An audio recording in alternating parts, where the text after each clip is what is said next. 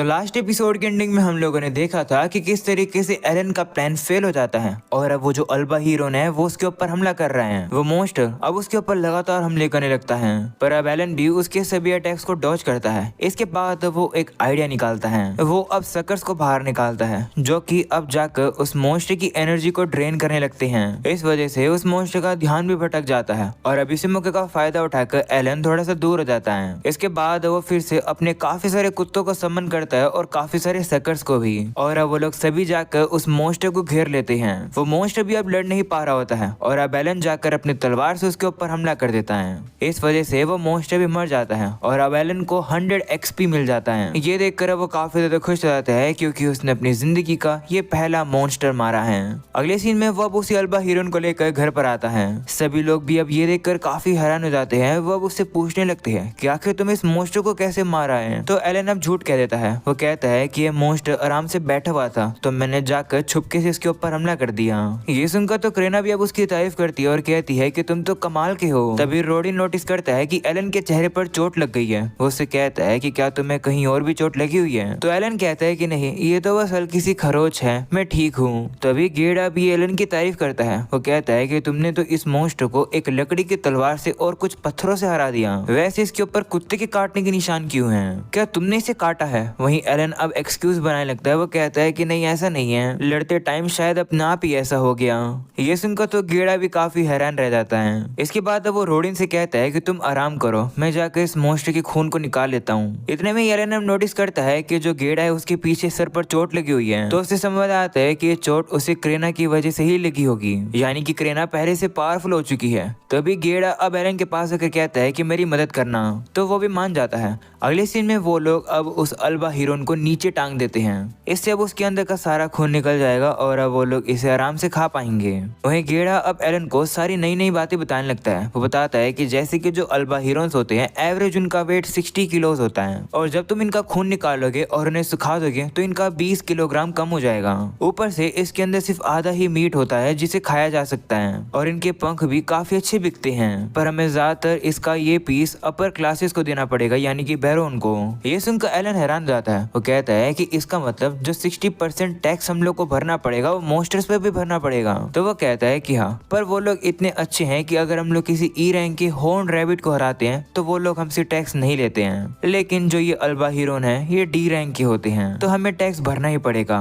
ऐसा बोलकर अब वो अल्बा हीरोन के अंदर से मैजिक स्टोन को बाहर निकाल लेता है। वो बताता है कि जो भी मोस्टर डी रैंक के अबव होते हैं उनके मैजिक स्टोन भी टैक्स के अंदर ही आते हैं, पर कोई दिक्कत की बात भी नहीं है क्योंकि हमारे इस विलेज के अंदर ये मैजिक स्टोन की इतनी कीमत है नहीं। पर एक बात याद रखो, इस तरीके से तुम्हें मोस्टर से लड़ना नहीं चाहिए। वो तो तुम्हारे फादर घायल हो रखे हैं, इस वजह से चीफ हमें थोड़ा बहुत टैक्स कम कर देते हैं। ये सुनकर एलन अब थोड़ा सोचता है और अब उसके दिमाग में एक आइडिया आ जाता है। इसके बारे में वो गेड़ा को ही बताता है। अगले सीन में वो लोग अब चीफ के घर पर आ जाते हैं। गेड़ा अब चीफ को बताता है कि रोडिन के बेटे ने इस मोस्टर को मारा है। डील के तौर पर हम लोग इस मोस्टर के पंख को दे देंगे आपको टैक्स के तौर पर, और इसके अंदर बाकी का जो भी बचा वो हम लोग लेंगे। जिस पर अब चीफ कहता है कि नहीं, तुम ऐसा नहीं कर सकते हो। बैरोन ने कहा है कि इस साल उसे और भी ज्यादा मीट डिलीवर किया जाए। ये सुनकर एलन समझ जाता है कि इसी कारण की वजह से चीफ ने कॉमनर्स को हंट पर जबरदस्ती भेजा था।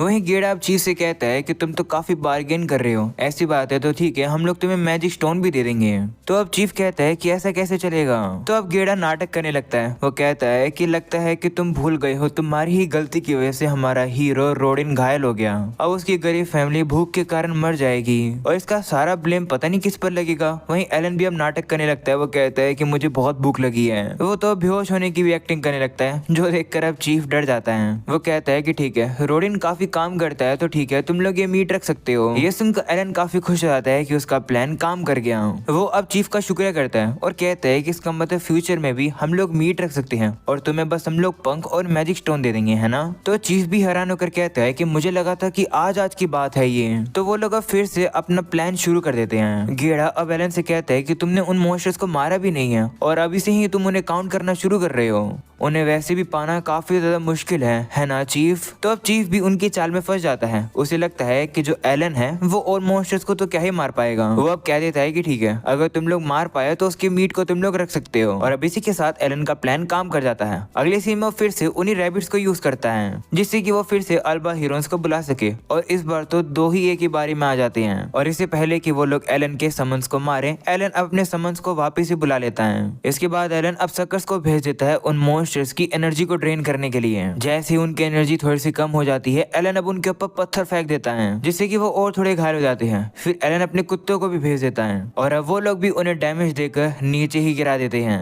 उन लोग की हेल्थ भी अब काफी कम बचती है। इस मौके का फायदा उठाकर एलन अपनी तलवार से उनके ऊपर हमला करके उन्हें मार देता है। ये देखकर वो काफी खुश हो जाता है और अब अपने समन्स को वापस बुला लेता है। एलन बताता है कि जब से उसने पहले मॉन्स्टर को मारा है तब से लेकर अब तक वो 3 दिन से लगातार हंटिंग कर रहा है, पर ये पहली बार हुआ है कि उसने मॉन्स्टर्स को बिना समन को खोए हुए हरा दिया, यानी कि उसकी विक्ट्री काफी अच्छी रही है। इसके बाद वो देखता है कि अब उसे इस बार 200 एक्सपी मिला है, यानी कि लेवल 1 की लिमिट पूरी हो जाती है। और अब एलन का फाइनली लेवल अप हो जाता है, वो लेवल 2 का हो गया है। वो अपने स्टैट्स को भी देखकर काफी हैरान हो जाता है क्योंकि वो तो पहले से काफी इंप्रूव हो चुके हैं और लेवल अप होने की वजह से उसकी एचपी और एमपी दोनों ही रिकवर हो गए। वो देखता है कि उसे इतना कुछ खास बेनिफिट तो नहीं मिला है, पर वो काफी खुश है कि वो फाइनली लेवल अप कर पाया। वो अब देखता है कि उसके स्टैट्स तो अब बहुत ही ज्यादा बूस्ट हो रहे हैं। ये देखकर वो खुश होकर अपनी बुक को गले लगा लेता है और कहता है कि इस दुनिया में रीइनकार्नेट हुए मुझे 6 साल हो चुके हैं और अब पहली बार मेरा लेवल अप हुआ है। इसका मतलब है कि इस दुनिया में लेवल अप को ट्रायल ऑफ गॉड कहा जाता है, जिसे मैंने पास कर दिया। लगता है कि समय आ चुका है, मुझे मेरी फैमिली को सच बता देना चाहिए। अगले सीन में वो घर आकर उन्हें 2 अल्बा हीरोज को साथ लेकर आता है। ये देखकर रोडिन भी काफी हैरान हो जाता है कि इस बार एलन ने तो 2 मॉन्स्टर्स को हरा दिया। वो इसके बारे में उससे पूछना तो चाहता था, पर वो नहीं पूछता है। अगले सीन में हम लोग अब देखते हैं कि एलन अब क्रेना के साथ तलवारबाजी की प्रैक्टिस कर रहे हैं, पर उसका कोई ध्यान है ही नहीं। वो अब सोच रहा होता है कि आज की हंटिंग को मिलाकर मेरा गोल पूरा हो गया है, जो कि था 10 मॉन्स्टर्स को हराना। उनके मीट को हम लोग पूरे विंटर चला पाएंगे। बस अब एक चीज बची है, जो कि है हमें ट्रेडिंग करके लकड़ियां लेनी होंगी, जिससे हम लोग आग चला पाएंगे। और क्योंकि ये माइग्रेशन का सीजन है, इस वजह से जो ये अल्बा हीरोज है ये काफी ज्यादा दिखेंगे, तो मैं उन्हें 20 और मार के अपने लेवल को 3 करने का ट्राई करूंगा। लेकिन साल खत्म होने से पहले ऐसा करना बहुत मुश्किल होगा। वहीं एलन का ध्यान नहीं होता है, इस मौके का फायदा उठाकर क्रेना उसे हरा देती है। जिसके बाद एलन अब रात में घर आकर अपनी फैमिली को बिठाता है उन्हें सच्चाई बताने के लिए। वो अब उन लोगों से कहता है कि जो मैं तुम्हें बताने वाला हूँ वो तुम लोग सुनकर काफी शॉक हो जाओगे। मुझे नहीं पता कि तुम लोग विश्वास करोगे या फिर नहीं, पर सच बात ये है कि जब मैं 1 साल का था तब गॉड की तरफ से मैंने एक भविष्यवाणी सुनी थी। ये सुनकर उसके पेरेंट्स भी हैरान हो जाते हैं। वो कहते हैं कि क्या वो भविष्यवाणी लॉर्ड एल्मिया की तरफ से थी। तो एलन कहता है कि हाँ, उन्होंने मुझसे कहा कि एलन मैं तुम्हें पावर और विजडम की ब्लेसिंग दे रहा हूँ। ये सुनकर थ्रेसिया कंफ्यूज हो जाती है। वो पूछती है कि आखिर इसका मतलब क्या हुआ। तो एलन कहता है कि इसका मतलब है कि मैं एक एवरेज पर्सन से ज्यादा स्मार्ट और फिजिकली ताकतवर हूँ। जिसके बाद अब एलन ये भी कहता है कि गॉड ने मुझे ये भी कहा कि मेरे सामने ऐसे चैलेंजेस आएंगे जिन्हें 100 लोग भी मिलकर पूरे नहीं कर पाएंगे, पर जो मैं तुम्हें ताकत और विजडम दे रहा हूँ तुम उसका यूज करके उसे ओवरकम कर सकते हो। ये सुनकर वो फिर से हैरान हो जाते हैं। वहीं रोडेन अब उससे कहता है कि शायद से तुम्हारा यही ट्रायल पूरा हुआ होगा। तुमने नोटिस नहीं किया होगा, पर तुम्हारे चेहरे पर जो कट था वो गायब हो गया। तो अब एलन भी देखता है कि हाँ, उसका वो निशान गायब हो गया है। वहीं रोडेन अब कहता है कि मुझे पता है कि जब गॉड्स के ट्रायल को पास किया जाता है तो कैसा फील होता है। लगता है कि तुम्हारे साथ भी वो हुआ है। इस बार अब थ्रेसिया कहती है कि लेकिन पिछले साल जब अप्रेजल सेरेमनी थी तो उसके रिजल्ट में कुछ आया क्यों नहीं एलन। तो एलन कहता है कि उसके बारे में भी एल्मिया की तरफ से मुझे एक भविष्यवाणी मिली थी कुछ ही महीने पहले। इस पर अब रोडिन कहता है कि ये भविष्यवाणी तो फिर हाल फिलहाल में हुई है। वैसे 1 मिनट, वो गॉड है, तुम्हें गॉड का नाम रिस्पेक्ट से लेना चाहिए। तो अब एलन भी कहता है कि ठीक है। वो बताता है कि सेरेमनी के दिन मेरी रैंक इसलिए नहीं दिखी क्योंकि मेरी प्रोग्रेशन बाकी सभी से काफी स्लो है, और मेरा टैलेंट भी इसलिए नहीं दिखा क्योंकि मेरा जो टैलेंट है वो काफी नया है, तो वहाँ पर वो रिकॉग्नाइज नहीं किया गया। ये सुनकर अब उसके पेरेंट्स पूछते हैं कि इसका मतलब तुम्हारे पास टैलेंट है, पर कौन सा। तो एलन कहता है कि गॉड ने इसके बारे में मुझे नहीं बताया। ऐसा बोलकर एलन अब सोचता है कि फादर माफ करना, मैं आपको नहीं बता सकता हूँ कि मैं एक समनर हूँ, क्योंकि मुझे इस बात का डर है कि कहीं लोग बुरा ना समझ जाएं। अगर उन्हें पता चला कि मैं क्रिएचर्स को समन और कंट्रोल कर सकता हूँ और मैं ये बात भी किसी को नहीं बता सकता हूँ कि मैं रिइनकार्नेट हुआ हूँ। वहीं पर अब उसकी बातें सुनकर तो अब उसकी मॉम उसे गले लगा लेती है और कहती है कि मैं ये होप कर रही थी कि तुम हमें ये पहले बताते। तुम हर दिन पेड़ पर पत्थर मारते थे और अब तुम मॉन्स्टर्स को भी हंट कर रहे हो जिससे कि तुम भगवान के ट्रायल को पार कर सको, वो भी अकेले ही। तुम तो काफी ज्यादा ब्रेव हो। जिसके बाद अब रोडिन एलन से पूछता है कि वैसे अब तुम क्या करोगे। तो एलन कहता है कि मैं अपने आप को वर्दी प्रूव करना चाहता हूँ इन ट्रायल्स को पास करके, जिससे कि मैं और भी हिम्मत वाला बन सकूं और मेरे सामने जितनी भी ट्रायल्स आएंगे मैं उन्हें बिना डरे पार कर सकूं। तो अब उसके फादर भी कहते हैं कि हाँ, अच्छा आइडिया है, भगवान ने ये चैलेंज स्पेसिफिकली तुम्हारे लिए ही बनाए हैं और याद रखना अगर तुम किसी भी मुसीबत में पड़ जाओ तो बिना हिचकिचाए हुए तुम हमारे पास आ सकते हो मदद के लिए। यह सुनकर एलन भी काफी खुश होता है और अब अपने पेरेंट्स का शुक्रिया करता है। वहीं रोडिन अब एलन से कहता है कि प्लीज इस बात को हमारे बीच में ही रखना, नहीं तो अगर लोगों को पता चलेगा कि तुम्हारा रिजल्ट गलत आया था तो प्रॉब्लम हो जाएगी। पर इसके बारे में मैं गेडा को जरूर बताऊंगा तुम्हारे टैलेंट के बारे में, क्योंकि वो हमेशा ही फ्लेक्स करता है किस तरीके से किरेना स्वॉर्ड लॉर्ड है, तो अब मेरे को मौका मिल जाएगा फ्लेक्स करने का। तो अब एलन भी कहता है कि ठीक है, मुझे कोई दिक्कत नहीं है। अगले सीन में हम लोग अब देखते हैं कि और समय बीत जाता है। एलन अब 6 साल का हो गया है और अब वो अकेले ही काफी सारा काम करे जा रहा है। तो अभी गेडा भी अब उसके पास आता है और कहता है कि मुझे लगा ही था कि तुम कोई नॉर्मल बच्चे नहीं हो, पर गॉड की तरफ से ब्लेसिंग मिलना और टेस्ट मिलना तो कमाल की ही बात है। अगले सीन में एलन अब उसी के साथ आ जाता है सप्लाईज को ट्रेड करने के लिए। जाते हुए एलन अब उससे पूछता है कि हम जैसे सर्फ के और कॉमनर्स के बीच में क्या डिफरेंस होता है। तो गेडा कहता है कि पहली चीज तो है हमारी सोशल स्टैंडिंग। वो लोग हमसे ऊपर आते हैं, जिस तरीके से हम लोग को 60% टैक्स पे करना पड़ता है वो उन्हें नहीं करना पड़ता। इसके बदले उनके पास हेड टैक्स होता है, अतः उनको हर एक अडल्ट के 3 गोल्ड कॉइन और हर एक बच्चे का 1 गोल्ड कॉइन हर साल देना पड़ता है। ये सुनकर एलन अब सोचता है कि तो काफी इंटरेस्टिंग है। वो अब कहता है कि मैं अब अपना असली क्वेश्चन पूछूंगा। वो पूछता है कि क्या कोई ऐसा तरीका है जिससे कि हम जैसे सर्फ कॉमनर्स बन सके। तो गेडा कहता है कि हाँ, इसके लिए तुम्हें एक ट्रिब्यूट बनाना पड़ेगा 10 गोल्ड कॉइन का, वो भी अपनी फैमिली के हर एक पर्सन के लिए। मैंने ये भी स्टोरी सुनी है कि जो बैरोन है वो लोगों को रिवॉर्ड के तौर पर कॉमनर बना देता है, पर पता नहीं कि ये स्टोरी सच है या फिर नहीं। ये सुनकर एलन अब सोचता है कि मेरी फैमिली में काफी जल्द एक नया मेंबर आने वाला है। इसका मतलब है कि कॉमनर बनने के लिए मुझे 50 गोल्ड कॉइन करने पड़ेंगे हर साल। अगले सीन में वो लोग अब ट्रेडिंग करने के लिए एक दुकान पर आ जाते हैं, जहाँ पर गेडा बोथ जर्की के 5 पैक्स ट्रेड करता है और बदले में ट्रेड करके दुकानदार उसे आटा दे देता है। ये देख एलन भी ट्रेड करता है। वो अल्बा हीरोन्स के मीट को ट्रेड करता है और 5 मीट के बदले उसे भी आटा मिल जाता है।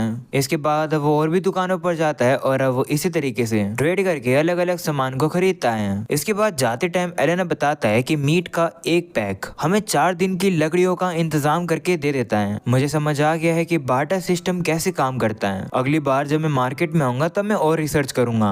इसके बाद हमें अब कुछ दिनों बाद का सीन दिखाया जाता है, जहाँ पर एलन तो इस बार अकेले ही मार्केट आया है। वापिस से आटा खरीदने के बाद वो दुकानदार से कहता है कि अगर मैं इसे पैसे के तौर पर खरीदूंगा तो मुझे कितने पैसे पे करने पड़ेंगे। तो वो बताता है कि 5 silver coin. Okay, by the way मुझे ये पता चला है कि ये आटा नहीं है, ये नमक है। तो I am so sorry for the mistake. Anyways, जिसके बाद अब एलन अब फ्रूट्स की शॉप पर आता है। वो अब यहाँ पर भी प्राइस के बारे में पता करता है और अब जाते हैं वो सारी कैलकुलेशन करने लगता है। वो कहता है कि अल्बा हीरोन्स का जो पैक है, यानी कि मीट का जो एक बंडल है, उसे ट्रेड करके मुझे नमक का एक बैग मिल जाता है। यानी कि मैं 4 मोलमो फ्रूट ले सकता हूँ या फिर मैं 4 दिन की लकड़ियां ले सकता हूँ। और अगर हम लोग बात करें करेंसी की तो 1 गोल्ड कॉइन 100 सिल्वर कॉइन के बराबर होता है। 1000 कॉपर कॉइन 10,000 आयरन कोर के बराबर होता है। अगर एक मीट का बंडल 1 सिल्वर कॉइन में बिकेगा तो अगर कॉमनर बनने के लिए मुझे 50 गोल्ड कॉइन कमाने हैं तो मुझे 500 अल्बा हीरोन्स को हराना होगा। एलन अब सोचता है कि ऐसे करने के लिए कुछ साल लग जाएंगे, पर कोई बात नहीं, मैं एक हार्डकोर गेमर हूँ तो मेरे लिए आसान है। इसके बाद अब एलन एक दुकान पर आकर दुकानदार से कहता है कि क्या आपके पास कोई ऐसी मेडिसिन है जिससे कि एमपी रिकवर हो जाए। तो दुकानदार कहता है कि नहीं, हम ऐसी चीज यहाँ नहीं रखते हैं। तो एलन कहता है कि ठीक है, वैसे हीलिंग मेडिसिन कहाँ पर हैं? तो दुकानदार बताता है कि पीछे। ये सुनकर एलन अब सोचता है कि क्या उसके जो ग्रिमोर है क्या वो ड्राइंग बना सकती है।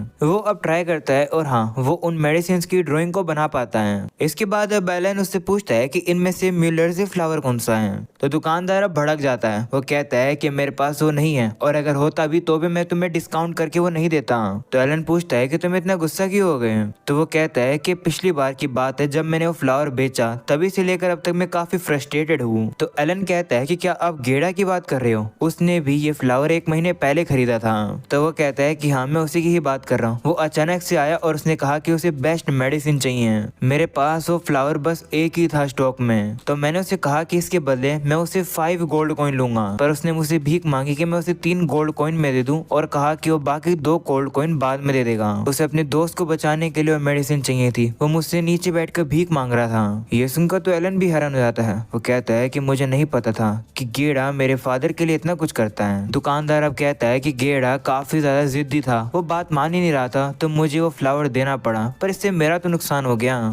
ये सुनकर एलन अब उसे मीट का बंडल पकड़ा देता है। तो वो शॉपकीपर भी कहता है कि माफ करना, मैं तुम्हें अपने दुख बताने लग गया था। तुम यहाँ ट्रेड करने के लिए आए हो ना, बताओ तुम्हें क्या चाहिए। तो एलन कहता है कि नहीं, ये मीट मैं तुम्हें ऐसे ही दे रहा हूँ क्योंकि तुमने काफी अच्छा काम किया गेड़ा को डिस्काउंट देकर। उस फ्लावर की वजह से मेरे फादर की जान बच गई, तो इसे शुक्रिया के तौर पर रख लो। अगली बार जब मैं आऊंगा तब मैं और लेकर आऊंगा।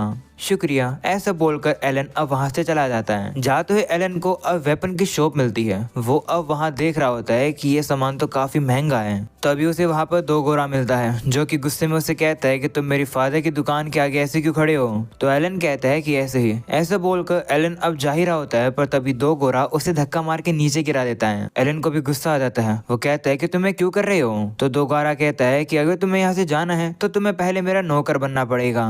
वहीं एलन को भी गुस्सा आ रहा होता है। वो सोचता है कि अगर मैं इससे बैटल करूंगा तो मुझे इससे कोई एक्सपीरियंस मिलेगा नहीं, पर इसे सबक सिखाना ही पड़ेगा। ऐसा बोलकर एलन अब उससे लड़ने के लिए तैयार हो जाता है। तो अब 2 गोरा भी डर जाता है क्योंकि उसके पास कोई वेपन नहीं है। तो एलन कहता है कि मैं तुम्हारा यहीं पर ही वेट करूंगा, जाओ जाकर तुम्हें जो वेपन लेकर आना है लेकर आओ। तो 2 गोरा भी जाकर अपने लिए वेपन लेने जाता है। एलन अब देखता है कि यहाँ तो पेलोमास भी है, यानी कि चीफ का बेटा। तभी 2 गोरा वहाँ पर आ जाता है अपना लकड़ी का बैट लेकर, जो कि उसका वेपन है। वो पागलों की तरह हमला करने के लिए आता है। इस वजह से एलन उसके अटैक को इजीली डॉज कर पाता है। इसी तरह वो काफी सारे हमले कर रहा होता है, पर एलन सभी अटैक से बच रहा होता है। एलन अब फील कर पा रहा होता है कि इसके सभी अटैक्स काफी ज्यादा हार्ड हैं, इसी वजह से ही ये एक एक्स यूजर है, पर ये करीना के सामने कुछ भी नहीं है। ऐसा बोलकर एलन अब जाकर हमला करके उसके वेपन को आसमान में उड़ा देता है और कहता है कि लो, तुम हार गए। एक दिन मैं तुम्हारी दुकान पर जरूर आऊंगा ट्रेड करने के लिए, ये बात याद रखना। ऐसा बोलकर एलन वहां से चला जाता है। वहीं 2 गोरा काफी गुस्से में होता है। अगले सीन में हम देखते हैं कि रोडिन अब पहले से ठीक होने लगा है। इसके बाद कुछ और समय अब बीत जाता है और हम लोग को अब करीना के घर का सीन दिखाया जाता है, जहाँ 2 गोरा एलन को हराने की कोशिश कर रहा है, पर वो नहीं कर पा रहा है। यहाँ पर तो पेलोमोस भी ट्रेनिंग कर रहा है और दूसरी तरफ हम लोग को एलन के भाई मैश को दिखाया जाता है, जो कि करीना के साथ ट्रेनिंग कर रहा है। वहीं इनकी फाइट को एलन भी देख रहा था। वह सोचने लगता है कि मैश तो काफी अच्छा लड़ रहा है, शायद आगे चलकर उसे एक स्पीयर यूजर का टैलेंट मिल जाए। उसका अब ध्यान नहीं होता है। इस मौके का फायदा उठाकर 2 गोरा उसके ऊपर हमला करने आ जाता है, पर एलन फिर से उसके अटैक को डॉज कर लेता है और वो नीचे गिर जाता है। जिसके बाद मैश अब एलन से कहने लगता है कि मुझे काफी मजा आ रहा है लड़ने में। तो अब एलन भी कहता है कि ये तो अच्छी बात है, मैं देखना चाहता हूँ कि अब से 2 साल बाद अप्रेजल सेरेमनी में तुम्हें कौन सा टाइटल मिलेगा। अगले सीन में हम देखते हैं कि एलन की जो छोटी नई बहन हुई है उसका नाम है म्यूला। एलन अब अपनी मॉम और अपनी बहन के साथ होता ही है। तभी वहाँ पर रोडिन और गेड़ा आते हैं। उन्हें लेट देखकर थ्रेसिया पूछती है कि तुम्हें इतना लेट क्यों आए, जिस पर रोडिन बताता है कि हमें चीफ ने बुलाया था। इसके बाद वो बैठकर शांति से उन्हें सारी बातें बताती हैं। रोडिन बताता है कि चीफ चाहते हैं कि हम लोग जो बोर्ड डिलीवर करते हैं उन्हें हम लोग 10 की जगह 15 डिलीवर करें। ऐसा करने के लिए वो इस साल कॉमनर्स को हंट को ज्वाइन करने देगा। तो अब थ्रेसिया कहती है कि लेकिन ये तो गलत बात है, पिछली बार भी रोडिन तुम कॉमनर्स की वजह से ही घायल हो गए थे। तो रोडिन कहता है कि हाँ मुझे पता है, मैं चीफ को मना तो करना चाहता था, पर ऑफ कोर्स मैं नहीं कर सकता हूँ क्योंकि ये ऑर्डर डायरेक्टली बैरोन की तरफ से आया है और अगर हम लोगों ने इस साल विंटर तक 15 बोर्ड्स को डिलीवर नहीं किया तो वो लोग फिर कहीं और से जाकर सर्फ को रिक्रूट करेंगे। ये सुनकर एलन भी सोचता है कि अगर इसका मतलब है कि हमारे विलेज में और सर्फ आएंगे तो हमारे खुद के लिए जमीन कम पड़ जाएगी। इसका मतलब है कि शायद से जो सर्फ हंटिंग नहीं कर सकते उनकी लैंड उनसे छीन ली जाएगी और अगर ऐसा हुआ तो इस विलेज का नेचर बदल जाएगा। वहीं गेड़ा कहने लगता है कि चीजें तो यहाँ और बुरी हो रही हैं क्योंकि वो लोग चाहते हैं कि अगले साल हम लोग 20 बोर को हंट करें, जिस पर थ्रेसिया भी कहती है कि ये तो इम्पॉसिबल है। तो अब रोडिन कहता है कि हाँ, अगर 20 बोर को हंट करना पड़ा तो हमें और भी ज्यादा बार हंटिंग के लिए जाना पड़ेगा। इसका मतलब है कि रिस्क और ज्यादा बढ़ गया है, पर हम लोग कोई भी कंप्लेन नहीं कर सकते हैं क्योंकि ये ऑर्डर बैरोन का है। चाहे ये हमारे लिए कितना भी अनफेयर हो। हम लोग सर्फ हैं, हमारे पास चॉइसेस लेने की लग्जरी नहीं है। वहीं अब एलन कहता है कि चलो मान लेते हैं कि तुम लोग हंटिंग के नंबर को इंक्रीज कर दोगे, तो फिर वो लोग तो अगले कुछ आने वाले सालों में हमसे और हंटिंग करवाएंगे। अगर इसी तरीके से हम लोग ऑर्डर्स को पूरा करते रहे तो एक पॉइंट ऐसा आ ही जाएगा जहाँ पर हम सभी लोगों के लिए ये इम्पॉसिबल हो जाएगा हंटिंग कर पाना अकेले ही। तो आगे चलकर उन लोगों को नए सर्फ को रिक्रूट करना ही करना है। तो अब रोडिन भी कहता है कि हाँ अच्छा पॉइंट है, तुम सही कह रहे हो। तो क्या तुम्हारे कहने का ये मतलब है कि जो चीफ हमें करने के लिए कह रहे हैं हम लोग वो करें और कॉमनर्स को फिर से हंट ज्वाइन करने दें? तो एलन कहता है कि हाँ। ये सुनकर गेड़ा गुस्सा हो जाता है और कहता है कि नहीं, हम ऐसा नहीं कर सकते हैं। वो कॉमनर्स काफी बेवकूफ हैं, वो हमें होल्ड बैक करते हैं। तो एलन कहता है कि ऐसी बात है तो तुम्हें एक ऐसा तरीका ढूंढना होगा जिससे तुम उन कॉमनर्स को काम का बना सको। सुनो मेरी बात, भगवान ने मुझे ब्लेसिंग देकर समझदार बनाया है। एलन अब मन में भी कहता है कि मैंने काफी सारे गेमों में काफी सारे घंटे लगाए हैं जिनमें मैंने कैरेक्टर्स को बहुत ही ज्यादा पावरफुल बनाया है जितना वो बन सकते थे, चाहे बात ग्रुप की हो या फिर सोलो की हो। मुझे पता है कि किस तरीके से एक न्यू पर्सन को पार्टी में ऐड करके उससे भी लेवल अप कराया जा सकता है, वो भी सेफ तरीके से। एलन अब कहता है कि मेरे पास एक आइडिया है, क्या तुम सारी चीजों को मुझ पर छोड़ोगे? तो वो भी उसकी बात मान जाते हैं और अब अगले सीन में वो उन कॉमनर से मिलने के लिए जा रहे होते हैं जहाँ पर वो सभी कॉमनर्स उन्हें काफी गुस्से से देख रहे थे। और अब इसी के साथ ये एपिसोड खत्म हो जाता है। क्या एलन इन सभी कॉमनर्स को काम का बना पाएगा? ये हमें नेक्स्ट वीडियो में पता चलेगा। आज के लिए इतना ही, मिलते हैं नेक्स्ट वीडियो में, तब तक के लिए बाय बाय।